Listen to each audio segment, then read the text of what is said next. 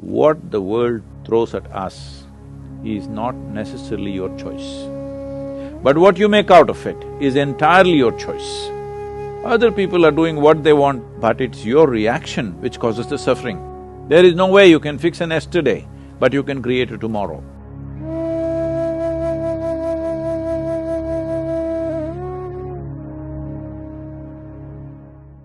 Namaskaram, Sadhguru.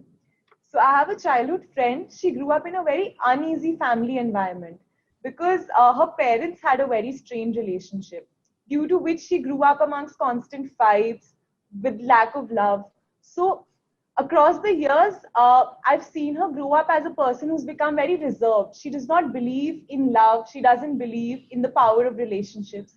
So how can we sort of not let such toxic relationships impact us so negatively in life? See, everybody is finding a certain excuse for their own miseries.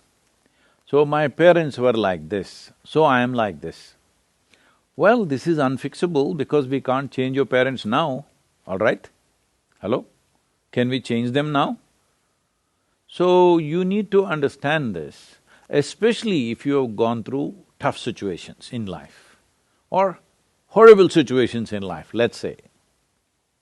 Is it not important that you become wiser sooner than other people? Sooner than other people who've grown up in comfort, who do not know what it is to see those things? Is it not very important that you should become wiser? No, instead you choose that you also become miserable because they were miserable people. So let us understand this much. You have an intelligence to recognize that they are living badly. How come you don't have an intelligence to recognize you are living badly right now? And you don't even have the fundamental integrity to see, if I am living badly, it is me who is making this. Because there may be situations and situations. For every one of us there are situations. In fact, the more you try to do in the world, the more and more many ugly situations you will have to face, whether you like it or you don't like it, okay? Now, because you face ugly situations, will you also become ugly? Or you will use this as manure to blossom into a wonderful flower? This is a choice that you have. So everything that hurts us, everything that in some way is negative in a given situation, whether you will become wise or you will become wounded is your choice. Do not look for ideal situations because there is no such place. There is no such place. Wherever you go, there will be something happening that you think is negative. Whether it's negative or not, I don't want to make a judgment. But in a given place, you think there is negative. A whole lot of people who have applied to get into your institution like ISB, they are all thinking, if I enter ISB, it is like heaven. But I'm sure there are many people in your institution who think this is the most horrible place, full of politics, full of nonsense, full of this. Aren't there such people? Hello? I'm sure they are there, you don't become one of them. Because in every place there are issues, all right? Where there are two people, there is an issue. How we conduct these issues depends on, are we in a state of conscious response to these issues, or are we in some compulsive reaction to these issues? This determines how we conduct ourselves. This has become a syndrome all over the world because they've all read a little bit of Freud, little bit of Maslow, little bit of all this European psychiatric stuff. And everybody is a psychiatrist. Because my parents were like this, I am like this. Come on, huh? Where is your intelligence? If your parents were like this, you must take a vow, you will never ever be like that. Hello? Yes or no? If your parents lived so badly, if it is true, I don't even know whether they lived badly or not. This is her perception of it, all right? We do not know how they lived, but going by her words, assuming it is true, if they lived badly, is it not your business to see never ever you commit such mistakes as they're committing in their lives? Is this not what human intelligence capable of? Or human intelligence is like, they study rats and make all kinds of conclusions about human beings today. Whole lot of experiments about human beings are on rodents. Be looking at the behavior of the rodents, people say, oh, human beings like this, like this. Is it not a sad story?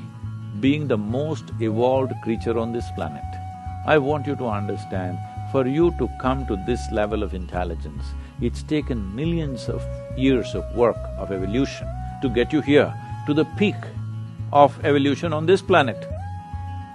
So being the peak of evolution, are we displaying that we are at the top of the world? Are we? No, we want to sit on somebody else's head and think top of the world. No, we are already top of the world as human beings, isn't it so? But look at the way we are behaving, all the time complaining about something or the other. Let us understand this. What the world throws at us is not necessarily your choice. But what you make out of it is entirely your choice. Yes? What you make out of it is entirely your choice. Your experience of life, this much you must come to every one of you young people, if you want your potential to open up in the world, one important thing that you must fix in your life is your experience of life, either peacefulness or agitation, either joy or misery, blissfulness or suffering, whatever it is, your experience is entirely made by you. Other people are doing what they want, their drama they're conducting. It is your reaction to that which is causing these experiences to you. Right now, if I abuse you, I won't, I'm just telling you, Mrudu.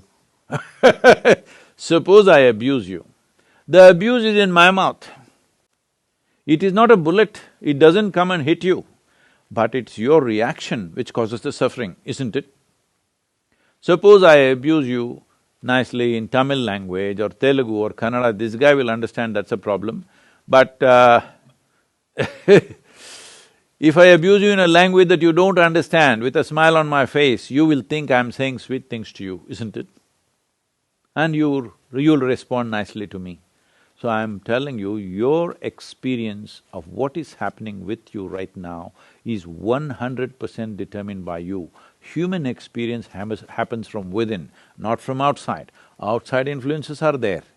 How far we allow them to affect us, unless they're physical situations. You're in a war zone, somebody is shooting at you, that's a different matter, all right? That needs to be dealt with in a different way. Even there, a conscious response will give you better chance of survival than wild reactions. So, the privilege of being human being is this, that we have an intelligence to determine what should be our experience of life. Other creatures are in a natural, instinctive, compulsive reaction. We are supposed to be above that.